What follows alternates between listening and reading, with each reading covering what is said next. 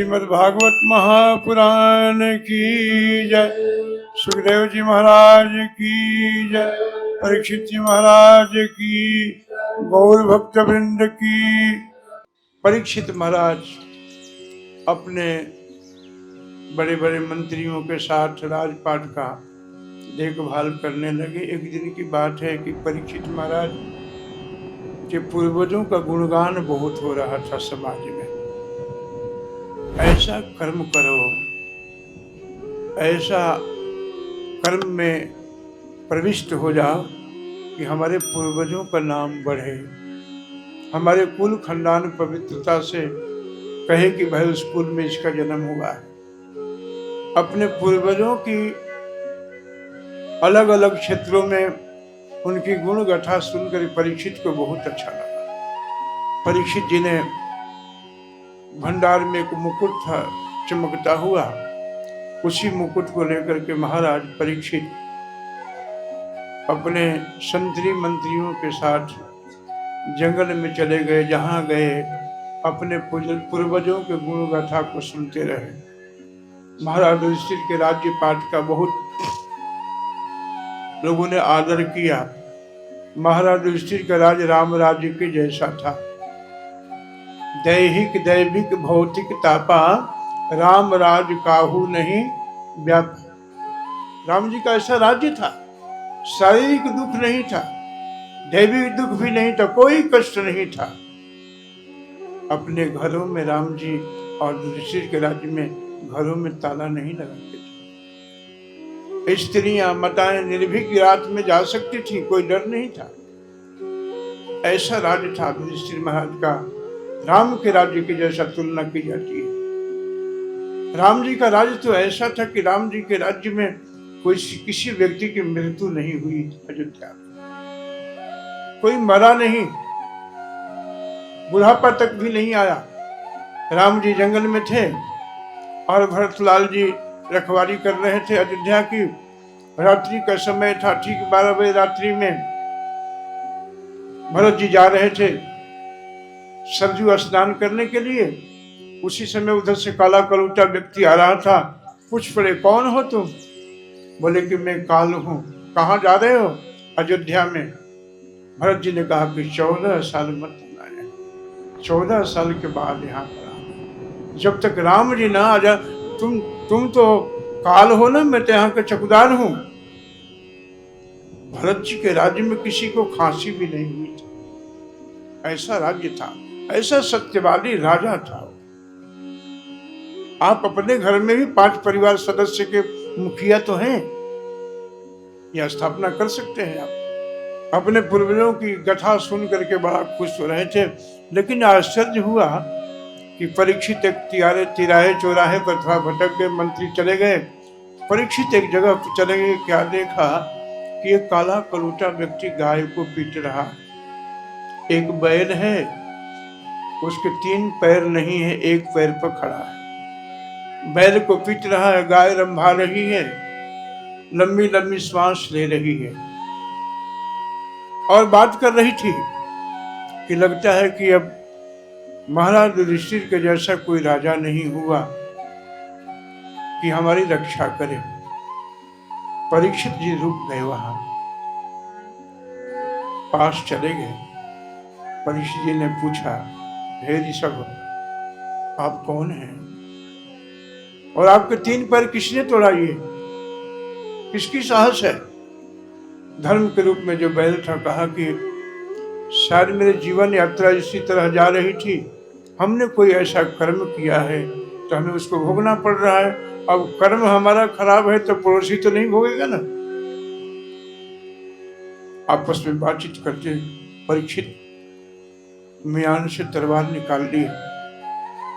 मैं परीक्षित, पांडवों के मान वर्धन करने वाला, उनके नाती पोते, आप मेरे से बताइए, मैं अपने तरीके से दंडित करूंगा मैं।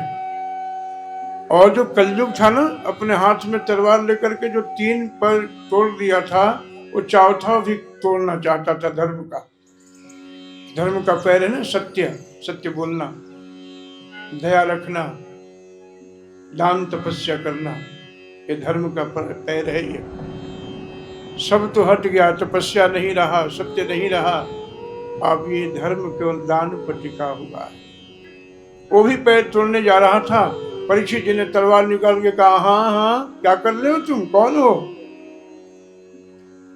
परीक्षित जी मारने दौड़े तो चरणों में लिपट गया। कौन हो तुम? बोले महाराज मैं कलयुग हूं, मेरा नाम कलयुग है महाराज, निकल जाओ मेरे राज्य से। कलयुग ने कहा कि सरकार मैं कहां जाऊं, ये जितने राज्य देश कंट्री देखते हैं सब तो आप ही का है प्रभु, आप ही राजा हैं यहाँ के सब। परीक्षित ने पूछा कि अच्छा ठीक है कोई बात नहीं, तुम अपने में गुण बताओ, तुम में गुण क्या है? कलयुग हो, तुम्हारा पहरा आ गया है, तुम में गुण क्या है? कलयुग ने कहा कि सरकार देखो मेरे में दोष तो बहुत है। करे दोष हे राजन, हे राजन कलयुग में दोष तो बहुत है मेरे में, लेकिन एक मेरे में गुण है। बोले क्या गुण है? बोले कि सतयुग त्रेता द्वापर में तो लंबे लंबे तक ध्यान लगाते थे, एक आसन से बैठते थे, बड़े बड़े यज्ञ करते थे, भगवान की पूजा करते थे। हमारे युग में कुछ नहीं करना है। क्या करना है? बोले कि खाइते सुईते जथा तथा नाम लोए, देश काल नियम नाई सर्व सिद्धि है। खाते समय, सोते समय, बैठते समय, चलते समय केवल ओंठ हिलाते रहो और कुछ नहीं करना है। आपको नाम जप करना है केवल, नहीं करी कर्म न धर्म विवेकु, राम नाम अवलंबन एक। कुछ नहीं करना। यह गुण बड़ा प्रभावित किया परीक्षित को, बड़ा प्रभावित किया। प्रभावित करने के बाद परीक्षित ने कहा कि ठीक है, बड़ा अच्छा गुण है। कलयुग के प्राणी थोड़ा आलसी भी हैं, झगड़ालू भी हैं, कलह प्रिय भी हैं, अच्छा गुण है। तो बोले कि सरकार हमारे गुण से यदि आप अति प्रसन्न हैं, प्रभावित हैं, तो कुछ हमें रहने का जगह दे दो। कला कलुटा कलयुग जैसा शरीर था वैसे दे दिया जगह। बोले तुमको मैं 4 जगह देता हूं। कौन कौन सा मकान दे रहे हैं महाराज? बोले कि पहला जगह है जहां शराब इत्यादि पिया जाता है ना, वहां तुम्हारा वास रहेगा। शराब पर भी कलयुग है। एक जगह मैं कथा कर रहा था, कहीं तो एक बहुत सेठ से पीते थे थोड़ा। बोले कि महाराज हम में ये दोष है कि मैं थोड़ा कभी कभी शाम को ले लेता हूँ। मैंने क्या लेते हो? बोले कि थोड़ा सा मैं 1-2 बूंद ले लेता हूँ, आप समझ लो। फिर बोले कि रात दिन में जितने थके हैं ना, वो थकान मिट जाती है। हमने कहा कि हम लोग भी तो बहुत दौड़ते हैं, सेवा करते हैं, हम लोगों को तो कोई थकान नहीं होता है। बोले कि थोड़ा सा ले लेता हूँ। हमने कहा कि आज से बिल्कुल मत लेना, महापाप है ये। शराब पर कलयुग का वास है। जहां जुआ खेला जाता हो ना, हार जीत का जहां प्रश्न है वो जुआ है, जुआ पर भी तुम्हारा अधिकार रहेगा। जहां स्त्री संग इत्यादि लोग करते हैं वहां भी तुम्हारा अधिकार रहेगा, और जहां ताश इत्यादि खेलते हो वहां भी तुम्हारा अधिकार रहेगा। कलयुग ने कहा कि महाराज जैसे मेरे को आपने देखा वैसे ही स्थान दे दिया। अरे कोई बढ़िया दे दो, हमारा भी परिवार है, हमारे लोग भी हैं, थोड़ा कुछ लोग आए तो अच्छे जगह पे बैठाऊं। परीक्षित जी को पता नहीं क्या सूझा। परीक्षित जी ने कहा कि तुम्हारा सोने पर भी अधिकार रहेगा। जो कथा में सो जाते हो नहीं, सोना, जो गोल्ड पहनते हो उस पर भी तुम्हारा अधिकार रहेगा। इसलिए भक्त लोग संभल के पहनते हैं। सभी सोना पर नहीं, सोने पर भी अधिकार तुम्हारा रहेगा। बोले कि महाराज कलयुग ने सोचा कि ये सब चीज तो ठीक है, लेकिन यदि राजा हमारे अधिकार में नहीं होगा तो पाप तो होने नहीं देगा। महाराज परीक्षित सोने के मुकुट पहन रहे थे, पहन करके आए थे। महाराज परीक्षित के सोने के मुकुट में प्रविष्ट कर गया। मुकुट में प्रवेश हो गया। राजा पर अधिकार तो हमारा होना ही चाहिए। और कलयुग को सब स्थान लेकर के महाराज परीक्षित वहां से निकले तो दैव बस उनको प्यास लग गया। प्यास लगा तो एक आश्रम में चले गए। वो आश्रम समीक ऋषि का था। अरे कोई आश्रम में है, मैं देश का राजा, ऐसे कभी कहते नहीं थे। मैं देश के राजा परीक्षित, पांडवों के उत्तराधिकारी, प्यास लगी है, राजा का स्वागत होना चाहिए। धीरे धीरे आश्रम में जब गए तो देखा कि एक संत ध्यान में बैठे हैं। अब ध्यान इतनी गहरा कि नीचे उतर चुके थे, भगवान के साथ हो चुके थे। परीक्षित के मन में आया कि हमें देख करके उठना न पड़े, सेवा न करना पड़े। समझ गए कि नकली संत है ये। सामने वाली जगह पे एक सर्प मरा हुआ पड़ा था। उस सर्प को अपने धनुष के नखून से उठा करके उस संत के गले में लगा दिया और परीक्षित वहां से चले गए। कुछ बालक खेल रहे थे कौशिक नदी के तट पर। समीक ऋषि का पुत्र श्रृंगी वहीं खेल रहा था। श्रृंगी को पता चला कि मेरे पिता को किसी ने अपमान किया है। वहां से आया, पिता को देख करके बहुत रोया और रो करके आवेश में आकर के उस बालक ने, ऋषि पुत्र ने, वो तपस्वी ने कौशिक नदी के जल को लेकर के श्राप ले लिया। श्राप दिया कि जिस दुष्ट ने, जिस पापी ने हमारे देवता समान पिता का अपमान किया है, यही सर्प उस व्यक्ति को, उस मनुष्य को, उस जीव को 7वें दिन काट देगा, उसकी मृत्यु हो जाएगी, वो मर जाएगा। बहुत जोर जोर से रोने लगा। आज भी श्राप में, आशीर्वाद में ताकत है। आप जितना शुद्ध, जितना पवित्र, जितना प्रभु के निकट जाओगे, आपकी वाणी सत्य होती जाएगी। श्राप मिल गया। यहाँ पर समीक ऋषि उठे, बेटा क्या बात है? बोले किसी ने आपके गले में सर्प लगा दिया था। पिताजी आप शोक ना करें पिताजी, मैंने दंडित कर दिया है, दंड दे चुका हूं उसे मैं। क्या दंड दिया बेटा? बोले कि 7वें दिन इसकी मृत्यु हो जाएगी। समीक ऋषि ने सुना कि 7वें दिन मृत्यु हो जाएगी और ध्यान लगा के देखा तो इस देश का राजा ने गलती किया। अरे मूर्ख बेटा, पुत्र, छोटी सी गलती के लिए तुमने श्राप दे दिया। देश में यदि अच्छे राजा नहीं होंगे, हम सब जितने ऋषि देवता हैं जंगल में भजन साधन करते हैं, संपन्न कैसे होगा? महामूर्ख हो तुम, बड़ा गलती किया। लेकिन अब ऋषि श्राप है।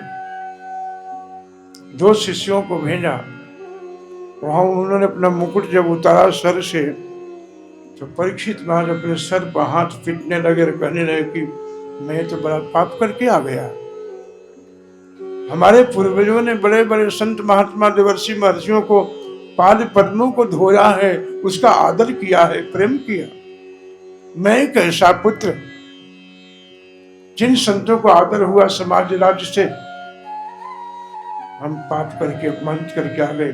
मैं इस शरीर को एक क्षण भी नहीं रखना चाहता हूँ। उसी समय 2 शिष्य आए, मिलने की जिद किया और शिष्यों ने कहा कि महाराज आप सावधान हो जाओ, आपकी 7वें दिन मृत्यु निश्चित की गई है, उससे बच नहीं सकते हम। परीक्षित जी ने कहा कि मैं तो 7 दिन का आज ही मरना चाहता हूं। ऐसे शरीर को लेकर क्या करें जो संत का अपराधी है, धर्म का विरोधी है, जो धर्म युक्त नहीं है, ऐसे शरीर को लेकर के हम क्या करेंगे? परीक्षित जी उन दोनों शिष्यों को भरपूर दान दिया, रहने की व्यवस्था किया और एक झिन्नी सा धोती पहन करके सीधे शुक्रताल की तरफ चलने लगे। देश सन्नाटा पड़ गया। परीक्षित को देख करके सभी ऋषि, महर्षि, देवर्षि जितने लोग थे सब उनके पीछे लग गए।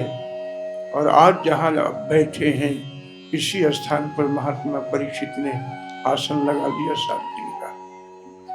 परम धाम सुखताल की, सुखदेव जी महाराज की, परीक्षित जी महाराज की। इतने पवित्र स्थान पर आप बैठे हैं, इतना शुद्ध स्थान है। इस स्थान का चुनाव किया महाराज परीक्षित आकर के बैठे, देश के जो सबसे बड़े राजा थे। जल छोड़ दिया, अन्न छोड़ दिया, आसन बदलना छोड़ दिया, एक आसन से बैठे हैं। सुखदेव गोस्वामी के पिताजी महर्षि वेदव्यास जी भी हैं, उनके गुरुजी नारद जी भी हैं, वशिष्ठ जी भी हैं, अनेक ऋषि महर्षि वहां बैठे हैं, लेकिन एक आसन खाली है। आपातकालीन मीटिंग आ गया ब्राह्मणों की, भाई 7 दिन जीवन बचा है, 7 दिन में कौन सा ऐसा उपाय करें कि इनका मुक्ति हो जाए। किसी को मार्ग नहीं मिला। परीक्षित महाराज ने कहा कि जब तक हमारे गुरुदेव भगवान नहीं आ जाते हैं तब तक आप लोग गायथ विष्णु गाता, तब तक आप लोग नाम संकीर्तन करो, नाम जप करो, नाम चिंतन करो भगवान का। ऐसे कर ही रहे थे। तब तक ठीक 16 वर्षीय शरीर, लंबी लंबी भुजाएं, चौड़ी सीना, लंबी गर्दन, घुंघराले बाल, आंख कजराले, भगवान के जैसा ही रूप। शरीर में वस्त्र नहीं था। हस्तिनापुर नगरी में जब प्रवेश किया, जिस नगर में जाते हैं छोटे छोटे बच्चे कहते हैं कि पागल बाबा है, नग्न घूमता है, कोई ढेला मारता है, कोई पत्थर मारता है, कोई धूल फेंकता है, कोई थू करता है। गजसा है, जैसे हाथी गांव में चलता है, कुत्ते लोग भुगते हैं, काटते हैं, कोई गम नहीं। महाराज सुखदेव गोस्वामी को कोई चिंता नहीं, कौन गाली देता है, कौन आदर करता है, कौन मान करता है। मान अपमान से रहित शरीर सब पार होकर के परीक्षित के सभा में आकर के बिना पूछे आसन में बैठ गए। प्रभु सुखदेव गोस्वामी की जय। महर्षि सुखदेव गोस्वामी आसन पर बैठ गए, सामने परीक्षित है। चिंतन करना इसका, सामने परीक्षित है, आसन पर बैठ गए। बैठने का देर नहीं हुई और सुखदेव जी से परीक्षित जी ने प्रश्न पूछ लिया।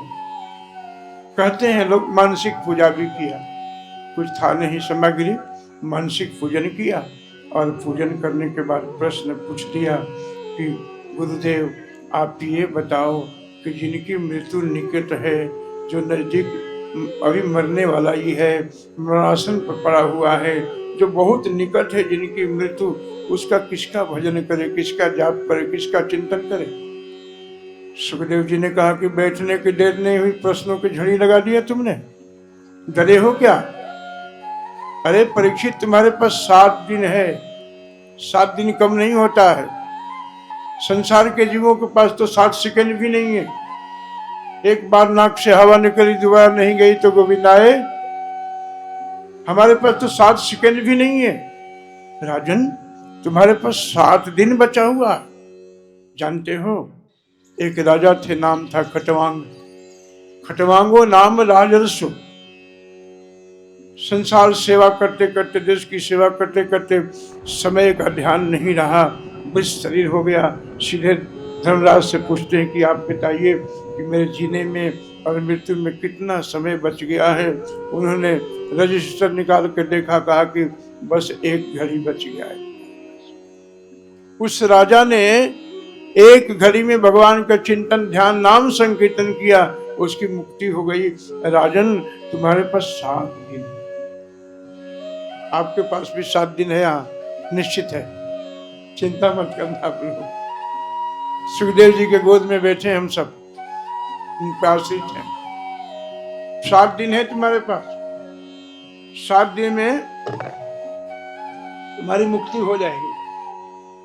पर कथा प्रारंभ किया और कथा में करते करते उन्होंने कहा कि राजन, तस्मात् भारत सर्वात्मा भगवान ईश्वरो हरि। श्रोतव्य कथितव्यस्य अस्मर्तव्यस्य छदाव्य। यदि मृत्यु से कोई बचना चाहता है, मुक्त होना चाहता है, जिनको मृत्यु के विषय में समझ आ गई है, उस व्यक्ति को श्रोतव्यश्च ज्यादा से ज्यादा भगवान की कथा सुननी चाहिए। क्या करना चाहिए? ज्यादा से ज्यादा मोबाइल देखना चाहिए। ऐसे नहीं करना। हम लोग करते हैं ना, कभी एक हाथ में माला है, एक हाथ में मोबाइल चल रहा है, वो भी देख रहे हैं, ये भी देख रहे हैं। ऐसे मुक्ति नहीं होना है। जिनकी मृत्यु निकट है उस व्यक्ति को ज्यादा से ज्यादा श्रोतव्यश्च, उसको सुनना चाहिए, कीर्तितव्यश्च, भगवान के कीर्ति का गान करना चाहिए, कीर्तन करना चाहिए उसको। जैसे मैं देखा सुबह में कई एक भक्त सुबह ही नहा धोआ करके 4 बजे घूम घूम करके नाम संकीर्तन कर रहे थे। जीवन का जो समय है एक क्षण भी खराब ना होने दो। कीर्तितव्यश्च ध्येयश्च, जब आपने भगवान का कथा सुन लिया तो उसी कथा को आप किसी को बताओ, कीर्तन करो। तो कीर्तन कर लिया तो भगवान की लीलाओं का चिंतन करो। श्रोतव्य कीर्तितव्यश्च ध्येयश्च, भगवान का ध्यान करो, चिंतन करो। पूज्यश्च, उनकी पूजा करो। स्मर्तव्यश्च, उनका निरंतर स्मरण करते रहो। चलते फिरते खाते सोते हमेशा चित्त को चिंतन में लगा लो। हाथ सेवा कर रहा है, मन भगवान के पाद पद्मों में है और चित्त चिंतन कर रहा है।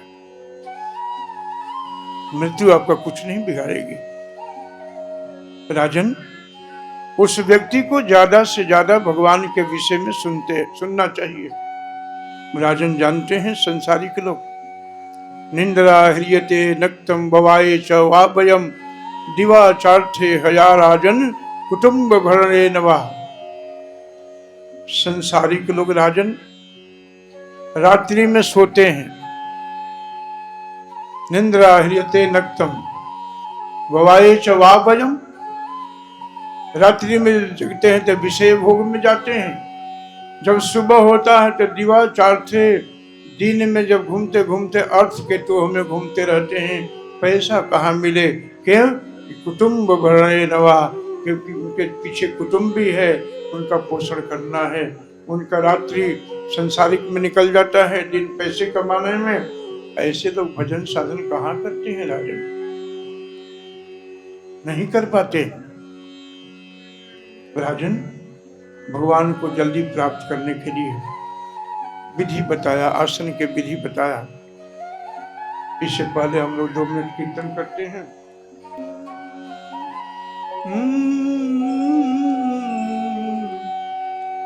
हरे कृष्ण हरे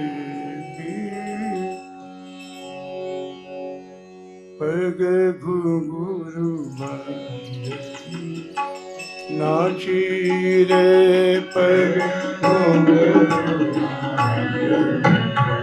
नाची पग घुंघरू नाची पग घुंघरू।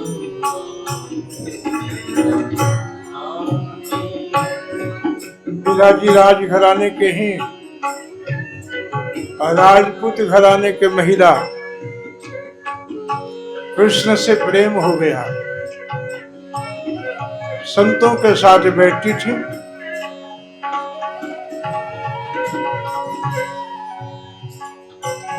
पैगे घुंघरू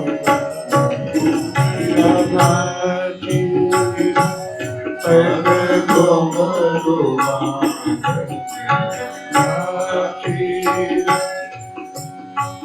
लोग कहे मेरा बड़ी बावरी, लोग कहे मेरा बड़ी बावरी, सासु कहे कुल नासी रे, सासु कहे कुल नासी रे।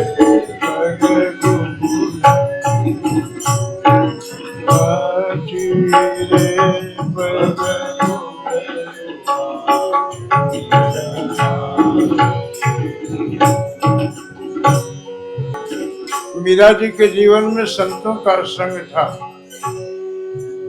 मीरा जी संतों का संग किया, कृष्ण के अपने पति के रूप में मांग लिया, मानती रही यही मेरा पति है, यही मेरा रक्षक है। संतों के साथ बैठ करके मीरा जी को भगवान के मधुर मधुर लीला सुना करके भगवान में चित्त को लगा दिया। सास कहे लोग कहे मीरा बड़ी बावरी, सास कहे कुल नासी रे। लोग कहे बड़ी बावरी, सास कहे कुल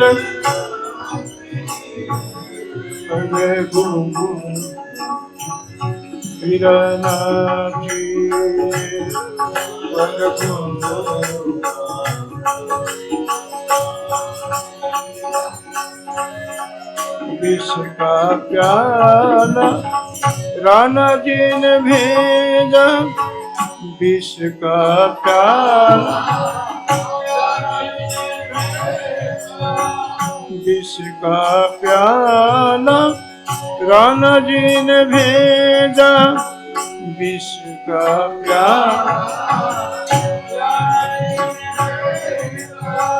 पीबत मीरा हंसी रे। पीबत मीरा हंसी रे, पीबत मीरा हंसी रे। पीबत मीरा हंसी रे। मीरा नाची रे।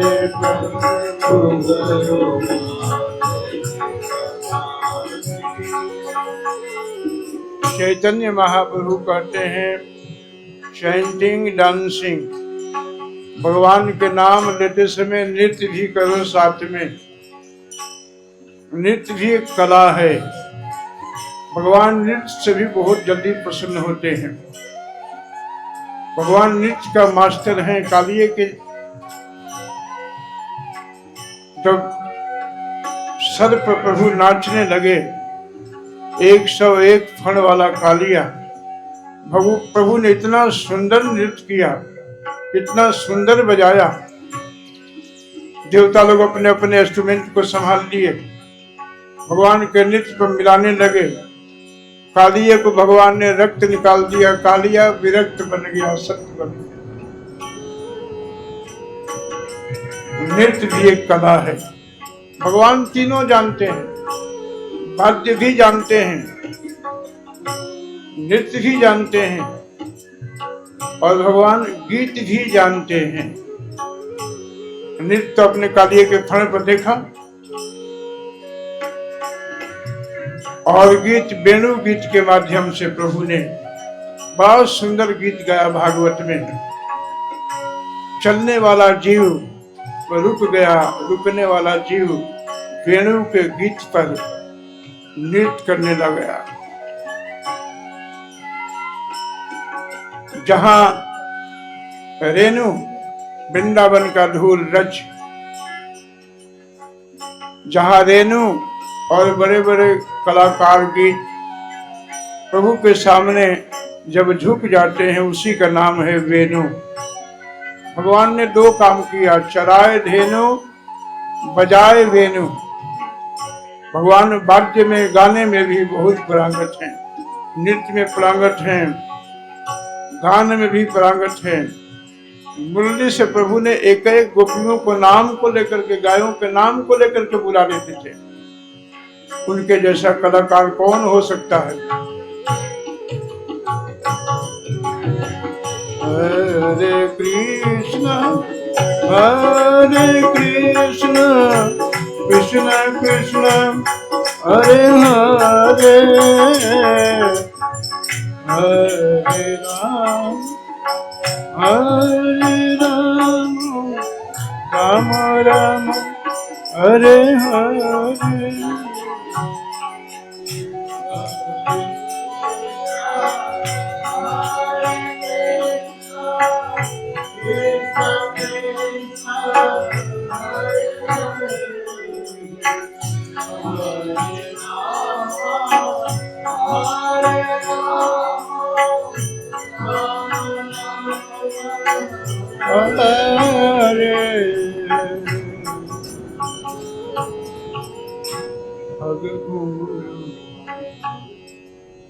मीरा नाचीरे।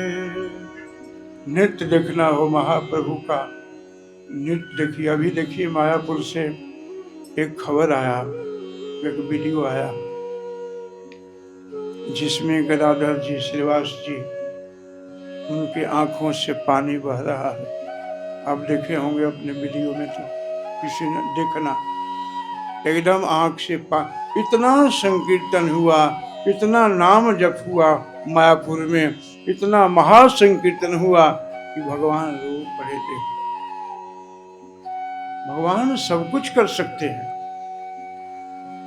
आप देखना, अपने अपने उन लोगों ने छोड़ रखा है मायापुर, क्या नाम से छोड़ा है? मायापुर के नाम से। भगवान की आंखों में आंसू आया है आदमी के जैसा, रोते। जब आप गीत गाते हो ना, मंत्र का जाप करते हो ना, भगवान आप में ही मन लगा के रखते हैं। ध्रुव जब तपस्या कर रहे थे, भगवान का चित्त उन्हीं में फंसा हुआ था, उन्हीं के साथ बैठे थे।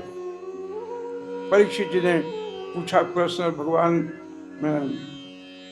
सुखदेव गोस्वामी ने उत्तर दिया कि जिसकी मृत्यु बहुत निकट है, उस व्यक्ति को राजन जल्दी से जल्दी, ज्यादा से ज्यादा भगवान के नाम संकीर्तन करना चाहिए, उसका पूजन करना चाहिए और उसका ध्यान करना चाहिए।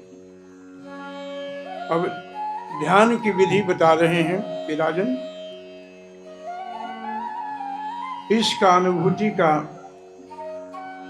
प्रथम सोपान है ये।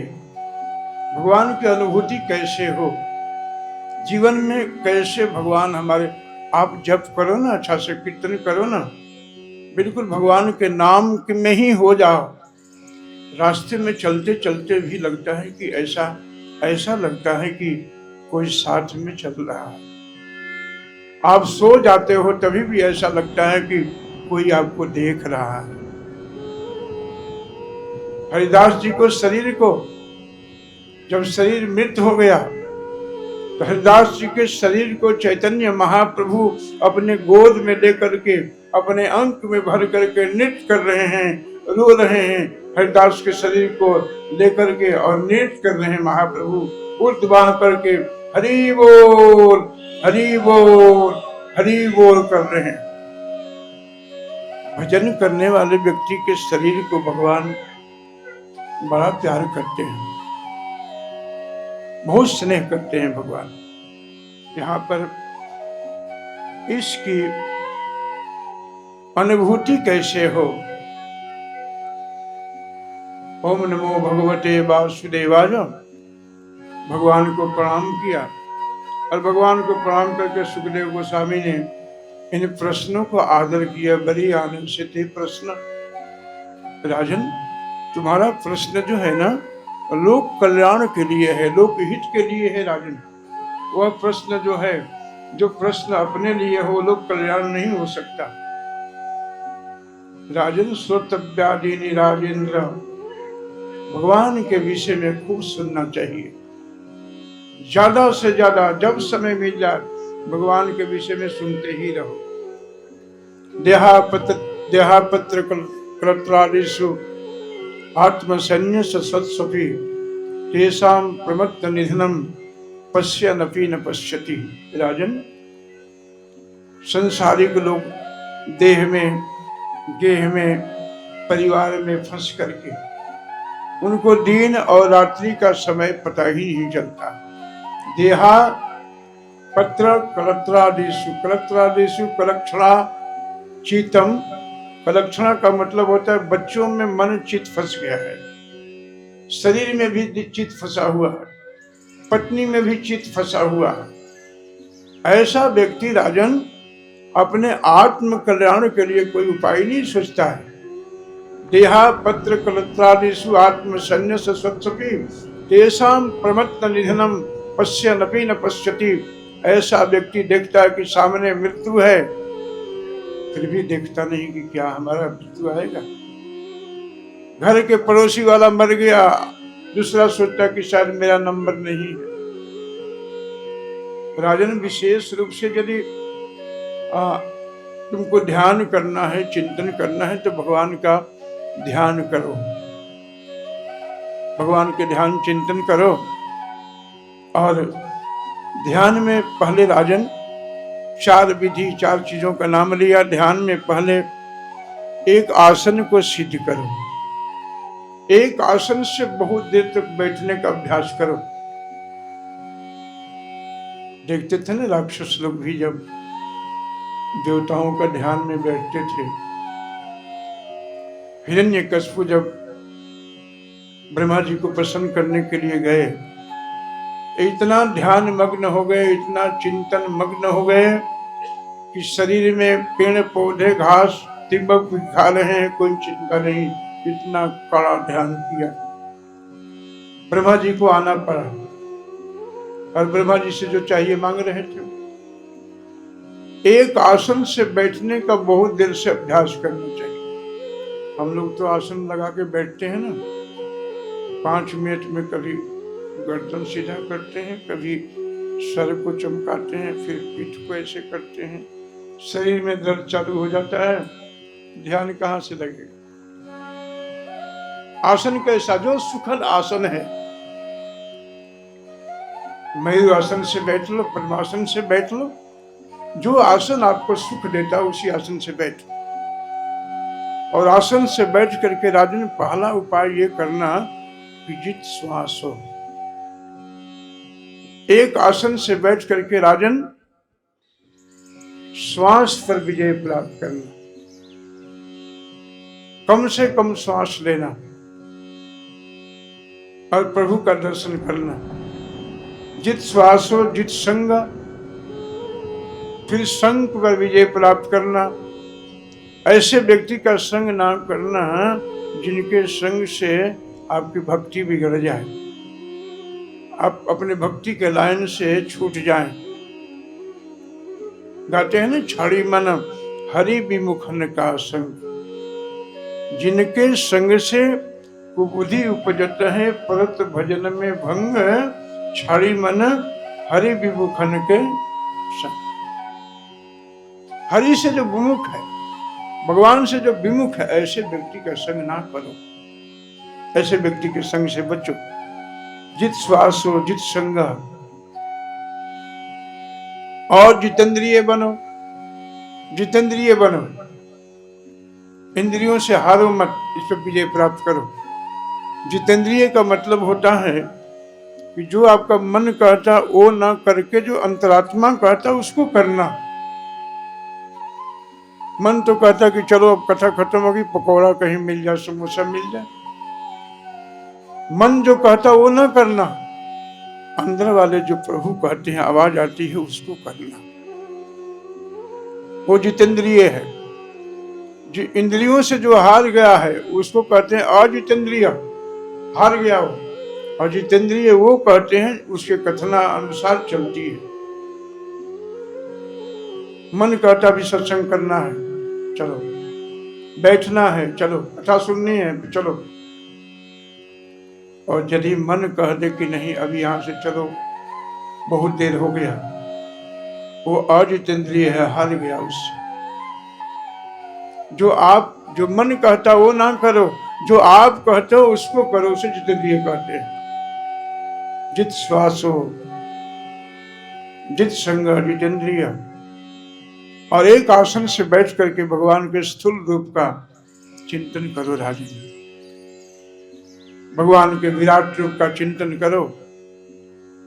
आज हमारे सब जो भक्त हैं बोल रहे थे कि भगवान ने इस पहाड़ों में आकर के कथा सुना, कितना खूबसूरत, कितना अच्छा यहाँ मंदिर है, कितना सुंदर वातावरण है। वो भक्त ने कहा कि बोला कि भगवान के प्रकृति का कितना सुंदर ये छाया है, कितना प्रकृति को भगवान ने सजाया है। आप ऐसे जगह पाए हैं जहाँ बहुत विषय भोग का यहाँ उपलब्धि नहीं है। भगवान के प्रकृति के माध्यम से वृक्षों को देखो।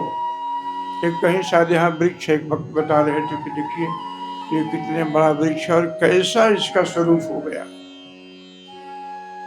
यहाँ के वृक्ष भी तो सुखदेव गोस्वामी कथा सुनाए, पशु पक्षी भी तो थे।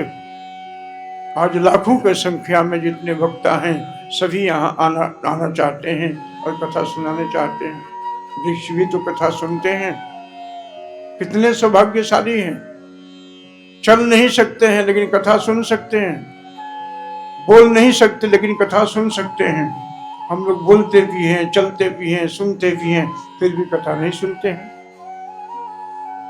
राजन, वो बड़ा दुर्भाग्यशाली जीव है। मनुष्य शरीर को पा करके जो भगवत सत्संग में, भगवत कथा में रुचि ना ले, वो जीता जागता मुर्दा घूम रहा है। जिनके हृदय भक्ति नहीं आने, जीवत सो प्राण तब सो प्राणी, तो घूमता फिरता लाश घूम रहा है। जिनके हृदय में राम कृष्ण के प्रति प्रेम ना हो। इस तरह से भगवान के विराट रूप का दर्शन करो, भगवान के तालु का दर्शन करो, ऊपर के भाग का दर्शन करो। भगवान श्रेष्ठ जी कितना सुंदर बनाया है, कितना सुंदर सजाया है इसे। आप हम सब तो यहाँ के वस्तुओं को देख करके सीख सकते हैं कि भगवान कितने बड़े कलाकार हैं, कितने बड़े कलाकारी किया प्रभु ने।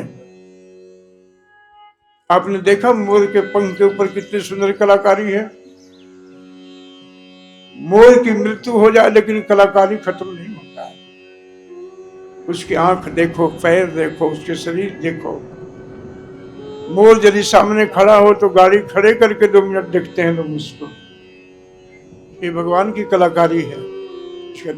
आप अपने को देखो, कितना भगवान ने सुंदर ढंग से आप हम सबको बनाया है। सुनने की शक्ति, सुनने की शक्ति, देखने की शक्ति, स्पर्श की शक्ति, बोलने की शक्ति। सुंदर शरीर बना दिया, ऊपर से प्लास्टिक जैसा सिल दिया। उसी शरीर को हम इतना अभिमान करते हैं और उस शरीर में धीरे से चुपके से जाके बैठ भी गए प्रभु। सुंदर कब तक लगता है? जब तक शरीर में प्रभु बैठे हैं, भगवान बैठे हैं, तभी तक शरीर सुंदर लगता है। भाव ये है कि राजन, भगवान से अपने को जोड़ देना है। मृत्यु निकट तो है लेकिन मृत्यु से बचने का उपाय भी है इसमें। मृत्यु से आप बच भी सकते हैं। यहाँ पर भगवान जब महाभारत का युद्ध समाप्त हुआ था, मैत्रेय जी भी भगवान के चरण पादुका लेकर के बद्रिकाश्रम जा रहे थे। वृंदावन के जमुना के तट पर विदुर जी से भेंट हो गया। विदुर जी की सभी कथा व्यथा सुनाया उद्धव जी ने। विदुर जी को बड़ा आदर किया। विदुर जी से उद्धव जी ने कहा कि विदुर, तुम बड़े भाग्यशाली हो, बड़े निर्मल भक्त हो, बड़े स्वच्छ भक्त हो। ये मैं नहीं कह रहा हूं, ये प्रभु ने कहा मेरे से। चलते चलते कहा कि विदुर बहुत विक्षिप्त होगा हमारे लिए, उसके लिए मेरा कुछ संदेश है, विशेष प्रश्न होगा तो मैत्रेय जी से जाकर के सुने। जमुना के तट पर दोनों का मिलन हुआ। एक संत दूसरे संत की बड़ाई कर रहा है। विदुर जी कहते हैं, आप कितने महान हैं कि प्रभु के साथ रहते हैं। मैत्रेय उद्धव जी कहते हैं कि नहीं, महान तो आप हैं कि हम तो केवल प्रभु के साथ रहते हैं, आप तो प्रभु को ध्यान में रहते हो। जानते हो विदुर, अंतिम क्षण में भगवान जब ज्ञान देने लगे तो मैत्रेय जी से कहा, मैं वहीं था कि विदुर के मन में बहुत प्रश्न होगा, बहुत विक्षिप्त होगा। क्या बताऊं उद्धव, इस संसार में लोगों ने मुझे बहुत प्रेम किया, बहुत भक्ति किया, बहुत त्याग किया मेरे लिए। 16,108 रानियां भी हैं, परिकर भी हैं, राजमहल भी है। इस क्षण में मुझे कुछ भी याद नहीं आ रहा। मुझे इस क्षण में जाते समय मेरा महात्मा विदुर याद आता है। मैं तो संग में था, तुम तो उनके ध्यान में बैठे हो। जानते हो विदुर क्या कहा? विदुर के मन में प्रश्न होगा ना, उद्धव जी, उसको मैत्री के पास भेज देना, उसके प्रश्नों का उत्तर मिल जाएगा। विदुर ने कहा कि बाप, इतने बड़े बड़े युद्ध में सब कुछ हो गया, मुझे कुछ पता नहीं। जानते हैं उद्धव जी, एक समय की बात है कि महाभारत युद्ध के पहले प्रभु ने शांति दूत बनकर के आए। हस्तिनापुर को खूब सजाया गया, जयकारियां भी लग रही थी, कृष्ण बलराम की जय। और मैं उन दिनों पर राजपद पर नहीं था, मैं महाराज की सेवा में नहीं था, मंत्री नहीं था, लेकिन मैं दर्शक की तरफ बैठा था। जानते हो उद्धव जी, हमारे प्रभु उस समय सबका स्वागत स्वीकार करते करते उनकी आंखें हमें देख रही थी कि हमारे काका विदुर कहाँ बैठे इस समय। जैसे नेत्र का नेत्र मिलन हुआ, मैं तो बावरा हो गया, पागल हो गया। प्रभु ने हमें देखा, इशारा किया कि मैं तुम्हारे घर में आऊंगा। 56 प्रकार के भोग बनाई हैं गंधारी, शिव भक्तिनी है ना, बहुत प्रकार के भोग बनाई हैं। दुर्योधन ने कहा कि मेरे महल से दुशासन का महल अच्छा है, मेरी माँ ने भोजन बनाई है, आपका इंतजार करती है, आप चलिए ना। हमारे प्रभु ने कहा कि भोजन तो 2 अवस्था में की जाती है, या तो खाने वालों को भूख लगा हो, या तो खिलाने वाला का प्रेम हो। हमारे प्रति तुम्हारा प्रेम तो है नहीं, अब मुझे भूख भी नहीं, मैं तो बुदिर काका के घर में ही खाऊंगा। मैं राजसभा में बैठा था, चौंक गया। भगवान ने तुरंत कह दिया, पूछा कि अरे जानते हो उनके पास राजपाट नहीं है, घर महल नहीं है, आज के कदली वन में है, खाने के लाले पड़िए, क्या खाओगे? विदुर जी खड़े हुए राजसभा में। भगवान ने इशारा किया, चुपचाप जो चलता है चलने दो, बैठे रहो, सुनते रहो। मेरे को तो विदुर काका ने बुलाया है भोजन पर, उन्हीं के घर में खाऊंगा। विदुर जी कहते कि मैं कब बुलाया इनको? सोचने लगे। विदुर जी भागे वहां से बजरिया में। राजमहल को, सुख को त्याग करके प्रभु विदुर के घर जा रहे हैं। जैसे संत महात्मा वैष्णव मंदिर में जाते हैं तो जूता और चप्पल निकाल करके जाते हैं ना, उसी प्रकार आज महात्मा विदुर के घर में भगवान जा रहे हैं, नग्न पहुंच जा रहे हैं। वो भक्त रहता है ना, संत है ना, वो तो घर मंदिर है। भगवान धीरे धीरे विदुर काका के घर जा रहे हैं। विदुर जी विदुरानी को बताया कि जल्दी आने वाले हैं, घर साफ करो, ये सब ठीक करो, मैं बजरिया से कुछ मिठाई लेके आता हूँ, कुछ लेकर के पीना लेके आता हूँ। विदुर जी बाजार में चले गए। भगवान धीरे धीरे चलते चलते आकर के आवाज लगाया कुटिया में, काकी जी बड़ी जोर से भूख लगी है, पेट पर हाथ फेर रहे हैं। काकी जी तो स्नान कर रही थी, दौड़ पड़ी, जैसी थी वैसा ही दौड़ पड़ी। प्रभु ने कहा कि इनका तो हो गया। प्रभु ने अपने उतरिया फेंक लिया, शरीर पर ढक लिया और भगवान के हाथ पकड़ी और विद्वानी करी, प्रभु यहाँ बैठो, यहाँ ठीक नहीं है, वहां से पट्टा उठाई, यहाँ बैठ जाओ, वहां से उठाई, वहां बैठो, वहां बैठो। पूरी आंगन में परिक्रमा लगा दिया। भगवान बैठे। घर में कुछ भी तो नहीं था, कदली वन में केला था, बिना नमक के साग था। प्रभु ने प्रेम से सराहते सराहते खाया। उद्धव से कहा था ना कि संसार में अनेक भक्त हैं उद्धव जी, अनेक प्रकार के सेवक हैं हमारे, लेकिन एक भक्त ऐसा है कि कभी कुछ हमसे नहीं मांगा। दिए मानम न गिरंती, मैं देना चाहता हूं, लेता ही नहीं हो। वो विदुर है। आज जाते समय विदुर याद आता है, मैं विदुर काका के घर जाऊंगा, दर्जनों केला फेंक दिया और केला के छिलका खिलाती रही। विदुर जी आते हैं, विदुर जी कहते हैं, अरे भाग्यवान, आज ही सुनती हो आने वाले होंगे, जल्दी दरवाजा खोलो, मैं लेकर के आया हूं। सरकार आने वाले होंगे, नहीं होता आके बैठे हैं, दरवाजा खोली, अरे प्रभु अब क्या खा रहे हो? दर्जनों केला के छिलका खा लिया, अब गड़बड़ी तो होना नहीं है ना, ब्रह्म में गड़बड़ी तो 2 केला खा ले हम तो दिन भर फिर भोजन नहीं करेंगे। वो तो परमात्मा है, ब्रह्म है, संसार का भोग लगाता है, वो तो परमात्मा है, गड़बड़ी होना नहीं। विदुर जी ने कहा, प्रभु आप क्या खा रहे हैं? आप केले फेंक दिया, छिलका खा रहे हैं। भगवान ने कहा कि क्या मैं छिलका खाया? एक केला खाइए, थोड़ा लड्डू खा लो। विदुर जी के हाथ को पकड़ के प्रभु ने कहा, चाचा मैं एक बात कहूं? बोले कहो ना।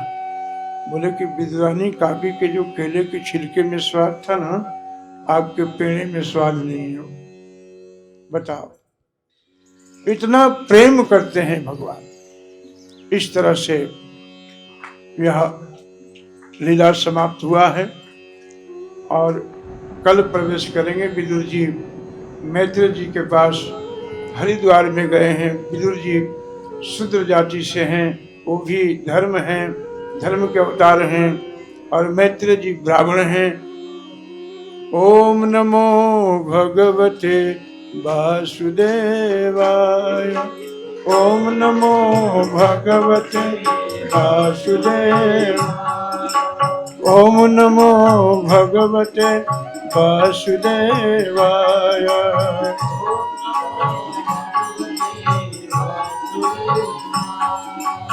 वासुदेवाय प्रभु नंद नंदनाय वासुदेव, ओम नमो भगवते वासुदेवाय, ओम नमो भगवते, ओम नमो भगवते वासुदेवाय, ओम नमो भगवते वासुदेवाय। महाराज परीक्षित को सुखदेव जी ने सृष्टि के विषय में बताया, ब्रह्मा जी का जन्म के विषय में चर्चा किया। ब्रह्मा जी का जन्म गर्भोदक साई विष्णु के नाभि कमल से कमल का फूल प्रकट होता है, वो ब्रह्मा जी का जन्म स्थली है।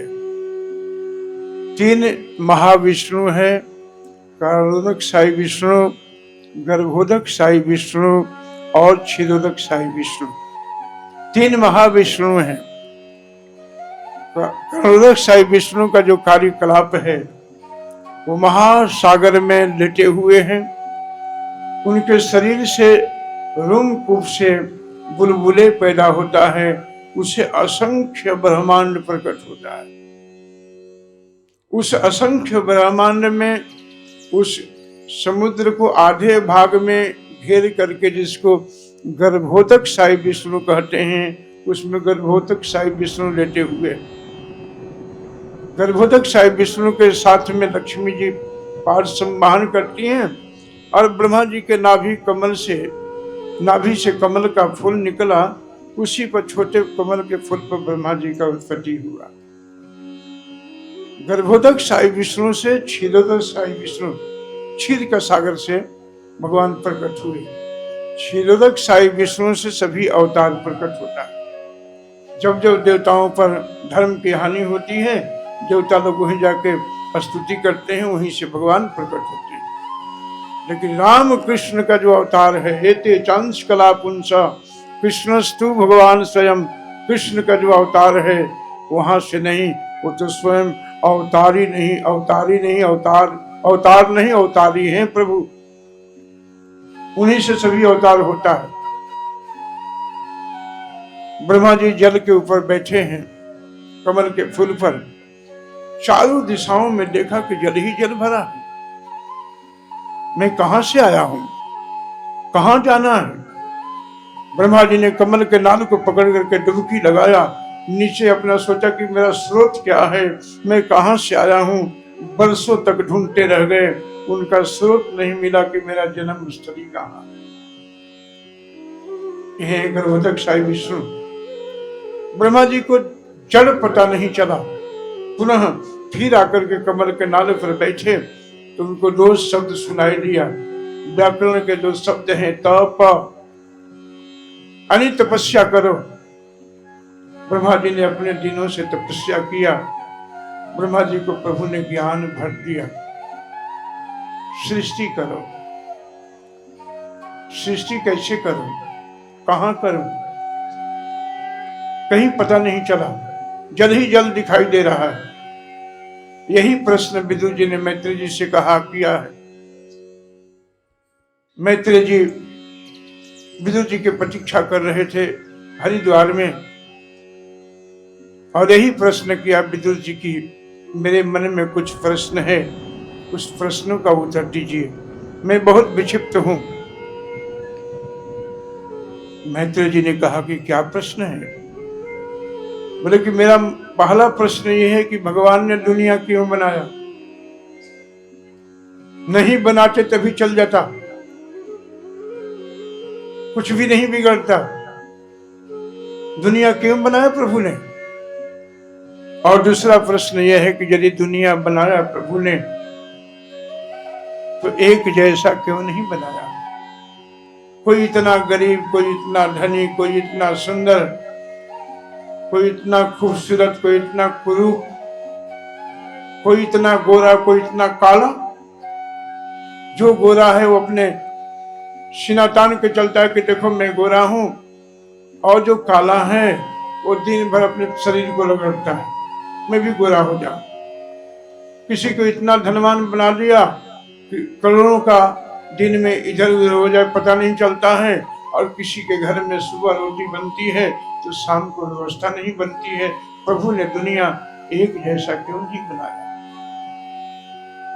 और मेरे मन में तीसरा प्रश्न ये है, यदि भगवान आते हैं तो भगवान के कितने अवतार हैं। ये पहले प्रश्न भी था, भगवान के कितने अवतार हैं। कोई कहता है 2 है, कोई कहता है कि 10 है, कोई कहता है कि 24 है, कोई कहता है कि अनंत अवतार है। आप ठीक ठीक बताना कि भगवान के अवतार कितने हैं। मैत्री जी ने मुस्कुरा दिया, सृष्टि परक सब बातें किया। मैत्री जी मुस्कुरा करके कहा कि विदुर जी, हमें ऐसा नहीं लगता है कि आप इन प्रश्नों का उत्तर नहीं जानते हैं। आप जानते हैं, लेकिन शायद आप लोक हित के लिए, लोक कल्याण के लिए पूछना चाहते हैं। आप ये मत सोचो कि भगवान ने दुनिया क्यों बनाया। आप ये देखो कि भगवान ने जब दुनिया बनाया तो कितना सुंदर खूबसूरत बनाया। इतना खूबसूरत दुनिया बनाया प्रभु ने कि यहां से जाने का मन नहीं करता है किसी का, है ना।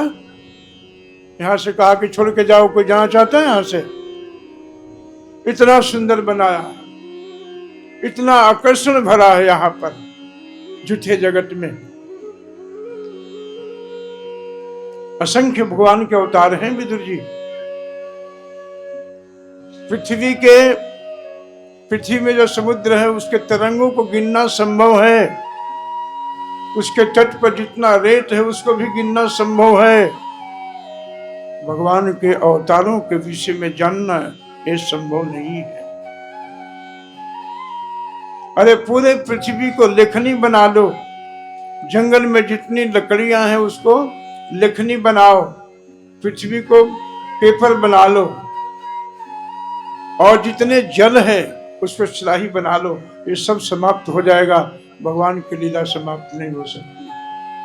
भागवत लिखने वाला, बोलने वाला, रामायण लिखने वाला, बोलने वाला यही लास्ट में कहते हैं कि मैं अपने मति अनुरूप कहा है प्रभु, आपके लीला को कौन गा सकता है। शेषनाग अनंत मुख से निरंतर भगवान के लीला का गुणगान करते हैं। आज तक उनकी जिह्वा मुख थक गया, भगवान की लीला समाप्त नहीं हुई। ब्रह्मा जी यहाँ पर सोच रहे थे, भगवान ने ज्ञान दे दिया, सृष्टि करने की आज्ञा मिली। मैत्री जी कहते हैं कि राजन, मैत्री जी कहते हैं कि विदुर जी, सृष्टि परक जो बात है, जब आज्ञा मिली तो उन्होंने कहा कि प्रभु मैं कहाँ सृष्टि करूं, जल तो यहाँ है, थल तो यहाँ है ही नहीं, पृथ्वी है नहीं यहाँ पर, सृष्टि कहाँ करूं। ब्रह्मा जी सोच रहे थे, ध्यान में थे, चिंतन में थे कि आज्ञा है, सृष्टि करना है, सृष्टि कहाँ करूं मैं। ब्रह्मा जी के नाक से छींक आया, सोचते सोचते छींक आया। छींक आते ही एक चने के बराबर बराह का बच्चा निकला, और बराह के बच्चा जब निकला तो ब्रह्मा जी को देखते देखते ही पृथ्वी से बड़ा हो गया। क्या मतलब, जो पृथ्वी को चुरा करके जलाशय में रख दिया था, उस पृथ्वी को उद्धार करने के लिए भगवान का अवतार हुआ। केशव धीता कूर्म शरीर, जय जगदीश हरे, जय जगदीश हरे, 10 अवतार में गाते हैं नहीं। मीन शरीर, कूर्म शरीर, सुकर रूप, ये सब भगवान के अवतार है।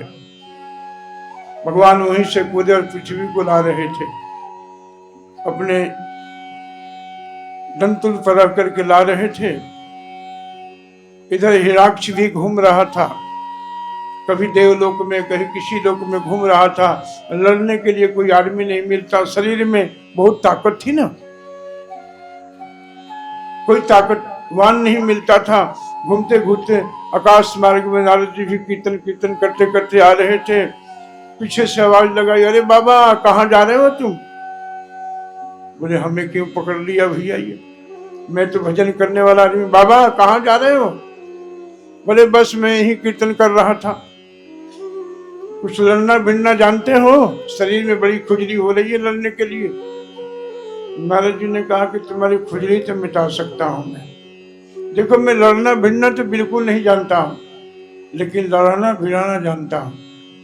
यदि तुम चाहते हो लड़ने ना, जो पृथ्वी रखा था ना, उसको कोई एक बराह का बच्चा है वो ला रहा है, ऐसी तुम्हारी देह के खुजली मिटाएगा कि तुम्हारी नानी याद आ जानी है।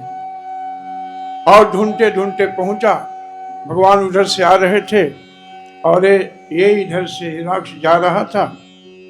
भगवान देख रहा था कि पृथ्वी ला रहा है, अब कोई उपाय नहीं मिला तो बोले, ए वन गोचर, जंगली जानवर, ये पृथ्वी मेरी है। ऐसी तो कहते ना, गाड़ी मेरी है, ये बंगला मेरी है, ये मेरी पत्नी है, ये मेरी बेटा बेटी, मेरी मेरी मेरी, सब में मेरी है, ये पृथ्वी मेरी है। यदि आपको किसी से झगड़ा करना हो ना, अच्छा से झगड़ा का मूड हो, कोई नई गाड़ी ला करके खड़ा किया हो, कहीं चला गया हो, जब गाड़ी का मालिक आ जाए ना, तो गाड़ी के ऊपर अपने हाथ पटक के कहो ये गाड़ी मेरी है, झगड़ा चालू हो जाएगा वहीं से। वो कहता पृथ्वी मेरी है। भगवान कुछ नहीं सुन रहे हैं, धीरे धीरे आकर के एक स्थान पर पृथ्वी को रख लिया और बोले क्या कह रहे थे, वनगोचर, मैं तो वनगोचर हूं, तुम भी ग्राम सिंह हो। ऐसे अब ग्राम सिंह तो बड़ा सुंदर शब्द लगता है, लेकिन ग्राम सिंह कहते हैं कुत्तों को। गांव के ग्राम माने गांव, गांव के राजा कुत्ते ही तो होते हैं ज्यादा पर। ये पृथ्वी मेरी है, कहां ले जा रहे हो। भगवान आए, युद्ध चालू हो गया। देवता लोग आकाश में प्रार्थना करने लगे। भगवान उसको खिलाए पहले दिन में। देवता लोग कहे कि शाम को राक्षसों का बल बढ़ जाता है, प्रभु इसका जल्दी प्रणाम करो। भगवान ने बराह के रूप में युद्ध करते करते एक छत मारा, एक मुष्टिका मारा गाल पर, और वहीं लट्टू के जैसा नाच करके प्रणाम कर दिया। देवताओं ने फूलों की वर्षा किया, भगवान की स्तुति किया। इस तरह से भगवान ने पृथ्वी को लेकर के स्थापित किया। यहाँ आप रह रहे हैं। बोल बड़ा भगवान की जय। अब कल की कथा में 2 टाइम में तीसरा स्कंद, चौथा स्कंद, 5वां स्कंद, 7वां स्कंद, 8वां स्कंद, 9वां स्कंद, 10वें स्कंद में पहुंचना है। तैयारी से आना आप लोग। शेष कथा आपको इससे आगे बताया जाएगा। धन्यवाद आप सबका। आप सभी सुखी रहो, स्वस्थ रहो, संपन्न रहो, जीवन में खूब भक्ति बढ़े आप सबकी। धन्यवाद।